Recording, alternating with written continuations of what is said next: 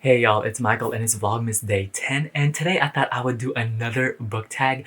The previous book tag I thought felt was like talking more about the present and like the future, like in 2019. For this book tag, I thought I would do the last 10 books book tag where I talk about the last 10 books within these questions. I wasn't tagged by anybody. This was created by Mark Nash. I'll link the original video down below. If all of a sudden this starts getting a shaken and a shaken, this starts getting shaken and a shooken, it's because you're on the bed because Bullet is somewhere running around. So let's get started. First question is the last book you didn't finish. That's The Love in the Time of Cholera by Gabriel Garcia Marquez. I've been meaning to read this for a long time. As you know, you've been following my channel for the longest time. So I really was liking this and like really enjoying it, but I just stopped, and that's because of another book. The other book, I was just like so into it, like so engaging, and I bought it at that time. I'm withholding the answer because it comes because the answer is on another question. So yeah, it's really good though, and I'm on page like 233. As you can tell, like I don't have that much left.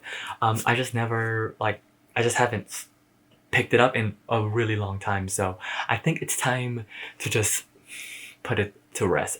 I might come back to it because it's actually really good and I love the translation. But yeah, there's that. Next question is the last book you reread, and for this I was looking at my Goodreads, and the last book that I reread was A Raise It in the Sun by Lorraine Hainsberry. This was like what, my third time rereading this, and it still holds up. This is about a black family where you see the dynamics between all the family members in this one stage play. It is one of my favorite stories, plays, stories that I've ever read. I love it so much. The dynamics between the characters is so great. Like I can really see these characters. Yeah, I loved it. If you've never read it, I would recommend it. It's incredibly short. And I was gonna put up my copy right here, but I can't seem to find it. I don't know where it is. And next question is the last book you bought. Now, I don't buy a lot of books because I tend to go to the library more than anything. And I tend to go secondhand shopping every once in a while now, but I've been leaning more towards the library now because I'm trying to save money for a new camera and a new laptop. I need a new laptop. But the last one I bought, and I knew I was like, as soon as I read the first chapter in the library copy, I knew I needed my own copy because I knew it was gonna take like a while.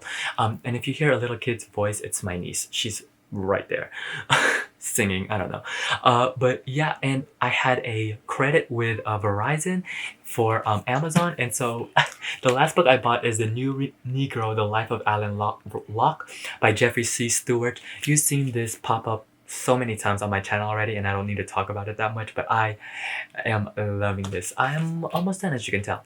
All right, the next question is the last book you said you read but didn't. I don't actually recall a moment like this. Like, I never say I read a book and I didn't read it. Like, I read a book. I'll tell people I read that book, and then I'll tell people I didn't read that book. I'll tell people I read that book, but I forgot it. Like, I forgot about it. I just never tell people like I read it, but to me that's lying, and I already have trust issues as enough as it is. So no. The next question is the last book you wrote in the margins of. I don't write in the margins of my books. I keep a book where I write notes on it, like to keep track and whatnot, but I don't write in the books. Mainly because I borrow a lot of library books, and you know, you can't do that. But also I'm one of those people, I try to keep it pristine, but don't get me wrong, I will get a good, well-read book. I don't know, I just don't write in the margins. It's just something I just don't do it. The last book you had signed. Oh my god, okay, this is now way back in my previous videos, like in the abyss of vlogs. I went to a signing for Brown Girl Dreaming by Jacqueline Woodson. It was so great because it was in Auburn. She did a talk about like her experience writing it. It says, Michael, so cool meeting you. And she's actually in my vlog if I can find it. It's like really old, like it's an old vlog. I was using my old camera before this one, but yeah, it's so cool. It's like one of my first like author meetings that was actually near in my city that I was like able to go to, which is really exciting for me. Because I don't usually do that. Like I feel so weird meeting people. I don't know, it's weird. But yeah, so excited to get this signed. And it's a great book. I loved it. So yeah. Right, the next question is the last book you had to replace. So I'm assuming this means that I had a copy and then I bought it again just because like you wanted it to get replaced. And that's Beloved by Toni Morrison. I already had a paperback copy of it, but I just wanted this version so much. And it's funny because I think I did my unboxing in the same shirt with this, but I this is the Folio Society edition and it is worth every penny. It is a beautifully illustrated, it's like such a well constructed book. Like this is a book that, oh, look how beautiful this is. This is a this is a book that you would like show off because it's so beautiful. Like this painting is, oh, this got to be watercolor or maybe charcoal. I wonder what the by I wonder what the illustrator used. It is so beautiful. It's such a beautiful edition. Oh, look at that. So good. And then there's like scenes. Oh, look at this. This is so beautiful. Oh, it's so good. It's so good. It's so good. Oh, it's so good. It's such a beautiful edition. I really this was like as I was reading it, this is worth every penny, and it lays flat. So when you read it, like it's beautifully binded. Everything about it, it's so good. I don't want to show you this one because it's low key a spoiler, but it's so good. It's beautiful.